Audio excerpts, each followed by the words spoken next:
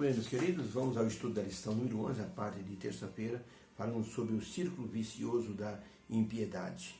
Quando Deus nos dá avisos divinos mencionados em várias profecias, é porque Deus deseja nos alertar sobre aquilo que vai acontecer no tempo do fim. Neste mundo, por ocasião do desfecho do grande conflito, quando os poderes aliados do mal vão estar perseguindo aqueles que fazem parte do povo de Deus. Haverá muita intolerância religiosa, haverá perseguição, pressão econômica e assim as pessoas vão ser impedidas de comprar e de vender. Por isso, as pessoas têm que estar preparadas, aqueles que guardam o sábado, que vão passar por essa perseguição. Não é uma ficção, não é uma fantasia. Isso foi profetizado, Deus deu à senhora White assim, as explicações sobre aquilo que João estava assim, falando e relacionando. A interpretação correta de quem é a besta que sai da terra com 2 chifres, a besta que sai do mar, que domina tudo e vai ter poder para criar uma espécie de um decreto que a Bíblia chama de imagem da besta. Vai ser muito séria a situação. Por isso, a atuação dos poderes aliados assim da besta vão perseguir o povo de Deus. Os servos do Senhor serão assim levados a confiar em Deus de forma plena nos piores momentos. Por isso, é preciso a pessoa demonstrar hoje perseverança e a fé em Jesus. As pessoas já têm até assim produzido, Deus tem produzido proteção aos seus filhos em nosso tempo hoje. Deus já tem assim ajudado a pessoa. Quando as pessoas pensam que Deus não está ligando para as coisas, é até contado a história de um missionário que estava num país do Oriente Médio sendo perseguido e ele desesperado, correndo no meio do mato e os perseguidores atrás com os facões e as armas preparadas para matar o coitado do missionário. Ele se escondeu dentro de uma gruta, estava cansado e ficou em oração: Senhor, manda 2 anjos me ajudar, Senhor, fechar a boca dessa gruta para que eles não me achem. De repente, ele pediu a Deus que mandasse 2 anjos. Sabe o que ele viu? 2 aranhas descendo assim de cima da boca, da entrada da gruta. E aquelas 2 aranhas começaram a fazer 2 teias de uma forma muito rápida. O missionário olhou e disse: Senhor, eu pedi 2 anjos, não duas aranhas. Mas as aranhas fizeram uma teia assim muito grande de cima e embaixo. Os perseguidores chegaram e começaram a procurar o missionário. E disseram: deve estar por aqui. Um deles disse: aqui tem uma gruta, ele pode estar aqui dentro. Na hora que esse homem foi entrar, o companheiro dele segurou e disse: você não está vendo que essa gruta tem teia de aranha na porta dela? Impossível esse homem ter entrado aí e não ter levado as teias no peito. Lógico que ele não está aí dentro, vamos perder tempo, ele deve estar fugindo já nesse momento. E assim abandonaram a gruta e foram procurar em outros locais no meio do mato. O missionário viu aquilo e louvou a Deus. Quando ele escapou e estava numa igreja, ele contou essa história e disse: meus irmãos, quando nós confiamos em Deus, 2 teias de aranha é igual a um muro de concreto. Se você não confia em Deus, um muro de concreto vai parecer uma teia de aranha. Deus protegerá os seus filhos, já está protegendo hoje os seus filhos. Certa vez um pastor disciplinou um rapaz da igreja por mau comportamento. Ele estava assediando as moças e praticando algumas coisas erradas. O pastor reuniu a comissão e disciplinou esse moço. Ele ficou zangado e prometeu matar o pastor. Depois de um certo tempo, o pastor até esqueceu do episódio. Até que, depois de 1 ano, o pastor estava numa igreja, o rapaz entrou e disse: pastor, quero conversar com o senhor. Lembra que eu prometi matar o senhor? Eu estava com muita raiva do senhor.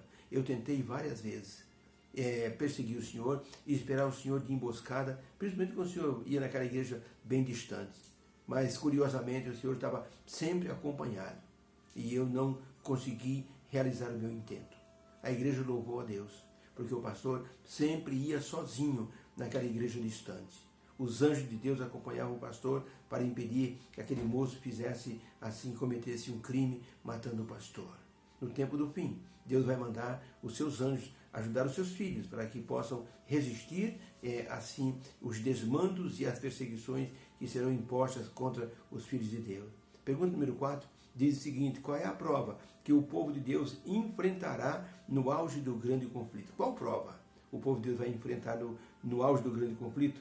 Apocalipse capítulo 13, de 15 a 17, diz o seguinte: e foi-lhe concedido, ou seja, a besta que tinha 2 chifres, concedeu espírito à imagem da besta, ou seja, deu vida à imagem da besta, para que fossem mortos todos os que não adorassem a imagem da besta.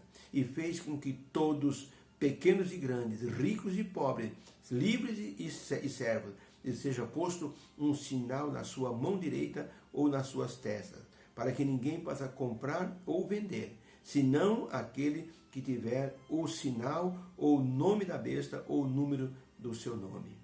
O povo de Deus, respondendo à pergunta, que tipo de prova o povo de Deus vai enfrentar no auge do grande conflito? Resposta: o povo de Deus sofrerá restrições econômicas de comprar e vender e ficará sujeito a um decreto de morte. Será preciso muita lealdade a Deus e a sua lei. Ficar sem comprar ou vender é como se você estivesse confinado. Você precisa comprar ou vender. Hoje mesmo, nesse momento, no seu armário, na sua geladeira, na sua despensa, estão faltando muitas coisas. Você precisa ir ao mercado comprar. E você precisa ir lá e vai passar o cartão ou vai passar qualquer meio de pagamento. Você precisa comprar. Já pensou você ficar sem comprar e nem vender? Porque o que nós mais fazemos nesse mundo é comprar ou vender. Por isso, a restrição econômica vai trazer um desconforto muito grande para muitos adventistas. E muitos vão passar para o lado da besta. Alguns vão dizer: eu vou só concordar para que eu continue vivendo. Mas no fundo, eu sirvo a Deus, estou adorando a Deus. Não vai adiantar. Deus não vai aceitar esse tipo de cristão meia boca. O Senhor Deus diz: ou você é fiel ou você é infiel. Não dá para ficar em cima do muro. Já pensou uma pessoa que tem milhões investidos em várias contas de bancos e que a pessoa vai resgatar daqui a alguns meses? A pessoa perder aí 60 milhões, ser bloqueado? Hoje existe sistema jurídico, como por exemplo o Cisbajude, o Infojude, onde um advogado solicita a um juiz que bloqueie a conta de uma pessoa pelo CPF. O juiz entra numa telinha, ele digita o CPF, dá um clique, pronto, está cancelado, está bloqueado todos os bens daquela pessoa ou todas as contas bancárias, todos os saldos, todos os investimentos e até mesmo cartão de crédito. Então é algo muito simples. Isso hoje. Daqui a alguns anos a coisa vai ser pior. Nós vamos ter inteligência artificial. A pessoa diz: ninguém vai saber que eu sou adventista. Não, pelas redes sociais. É fácil descobrir se você postou alguma coisa sobre igreja, sobre o sábado, sobre louvor ou alguma coisa parecida. Em segundos, as pessoas tiram a sua ficha e vão saber que você realmente é um adventista. E vão cair matando em cima daquele que guarda o dia do Senhor. E vão fazer a pergunta: você está conosco ou contra nós? E muitos vão dizer: eu estou com vocês, só para se livrar naquele momento.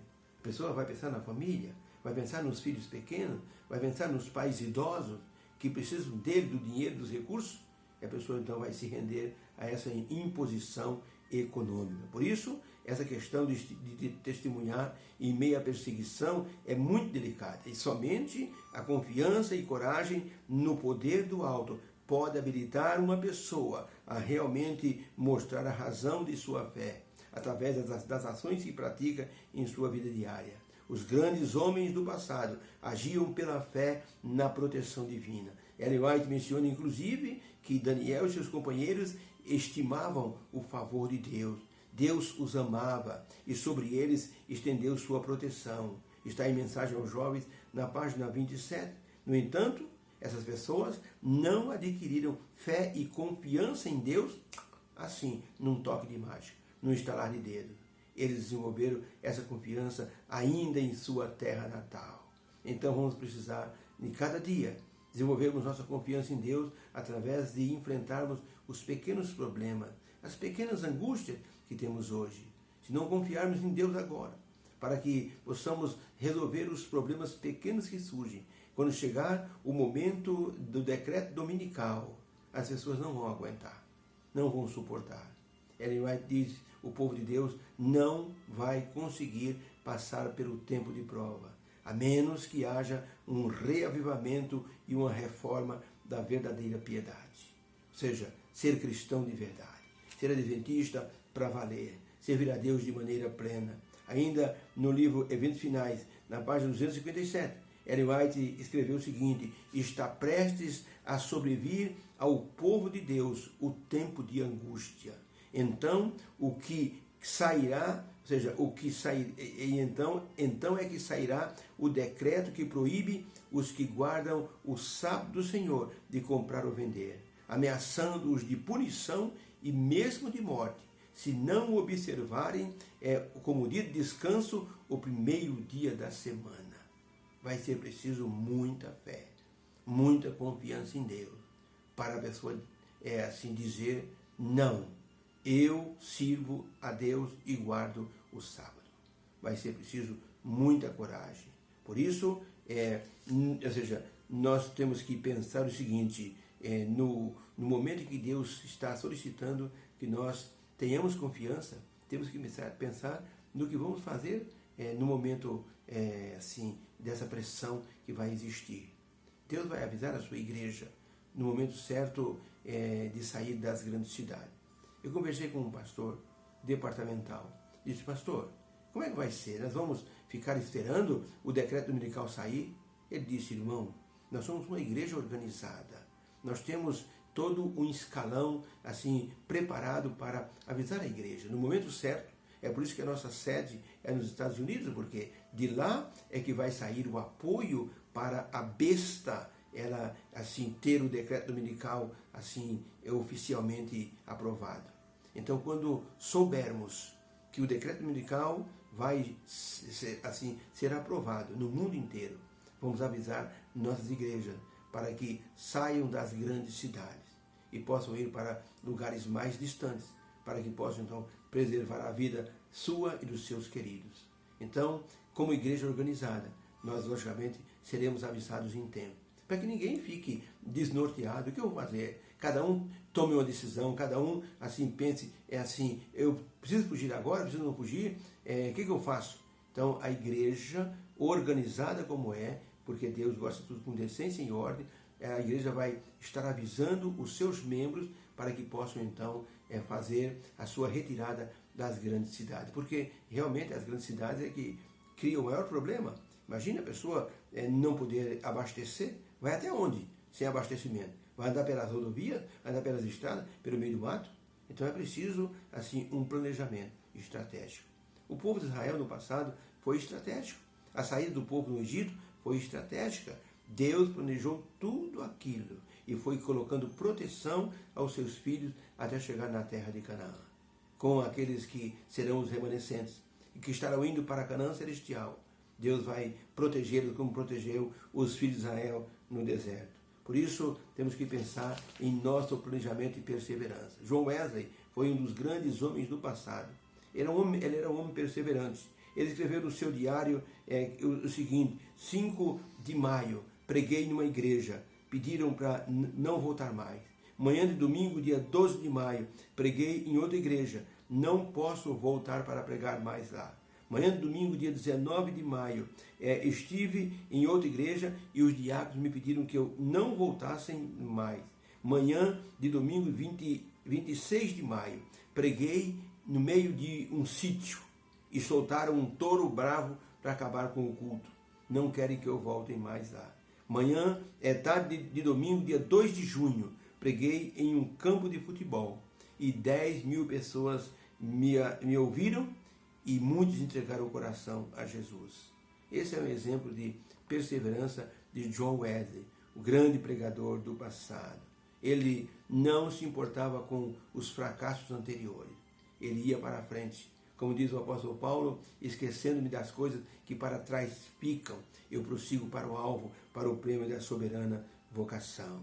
Vai chegar o momento em que vamos precisar da perseverança para continuarmos firmes assim, nas promessas do Senhor Jesus, porque Ele vai nos proteger, como protegeu a Elias quando estava no deserto, precisou de comida, de alimento, e os corvos levaram ali para ele pão e carne, e ele se alimentou e bebeu água do ribeiro. Deus abençoe. possamos crer nesse Deus que tudo pode fazer para nos proteger no tempo do fim. Obrigado, Senhor, porque a sua proteção é maravilhosa, o seu cuidado é eterno. O Senhor nos promete estar conosco em todos esses momentos de angústia. Ajuda-nos hoje, Senhor, a superarmos pequenos problemas confiando no teu poder. Em nome de Jesus, amém. Beijo no coração. Fique com Deus e tenha uma terça-feira abençoada. Deus nos abençoe.